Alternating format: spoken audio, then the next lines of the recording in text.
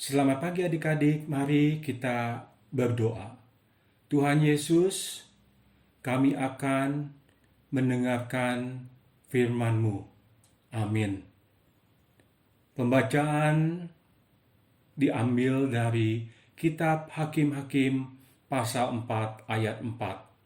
Demikian firman Tuhan. Pada waktu itu Deborah, seorang nabiah, istri Lapidot, memerintah sebagai hakim atas orang Israel. Adik-adik, jauh di pegunungan Efraim ada seorang perempuan amat bijaksana bernama Deborah. Pada suatu hari, ketika ia duduk-duduk di bawah pohon korma di depan rumahnya, ia mendengarkan suara Tuhan, bahwa Tuhan Allah masih mengasihi bangsa Israel, dan Tuhan Allah akan melepaskannya mereka dari kekuasaan Sisera yang kejam sekali. Deborah akan menjadi pemimpin. Masa sih? Lalu apa keistimewaannya Deborah? Nah, ini dia.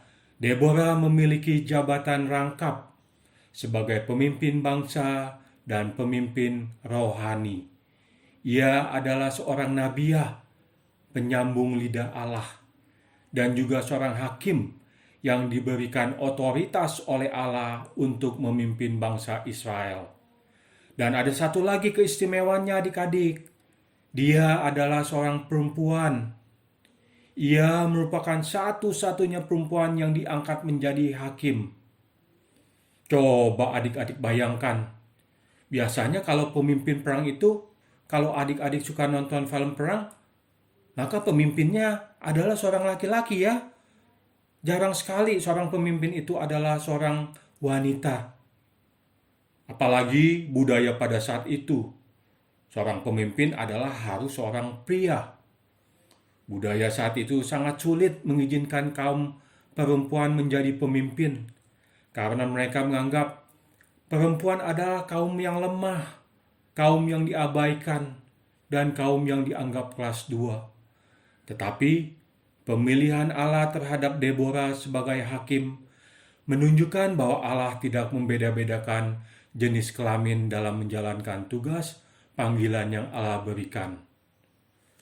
Allah memberikan tugas dan tanggung jawab itu kepada Deborah. Maka saatnya tiba ia akan membawa bangsa Israel menuju kemerdekaan. Lalu dengan hikmat dan kebijaksanaannya, ia berbicara kepada Barak agar memimpin perang bangsa Israel ini. Jadi, walaupun Deborah menjadi orang pertama di antara bangsa-bangsanya, Deborah tidak menganggap dirinya lebih tinggi daripada Barak. Sebaliknya, Deborah menghormati Barak dan menempatkan dirinya di bawahnya, dan bersama-sama dengannya menempatkan diri di bawah pimpinan Allah. Dan Alkitab mencatat, Barak tidak ingin maju sendiri, malah meminta Deborah untuk menyertainya berperang. Rasa percaya diri Barak tumbuh ketika seorang perempuan bernama Deborah mendampingi dia terjun ke medan perang.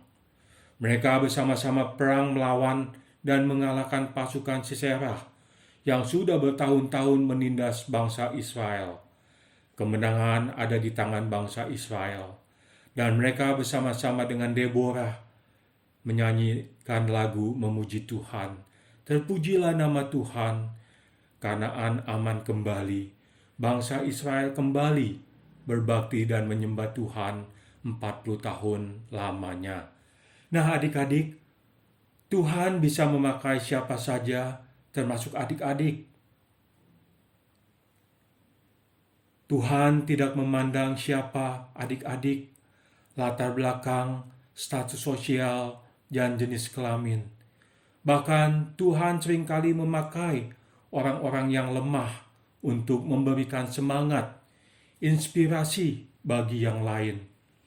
Adik-adik, perempuan boleh lemah, perempuan boleh tidak mempunyai kemampuan untuk memimpin.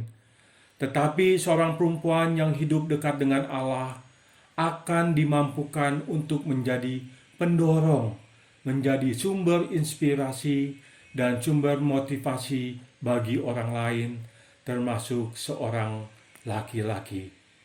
Mari kita berdoa. Tuhan Yesus, terima kasih untuk firman Tuhan pada hari ini. Amin.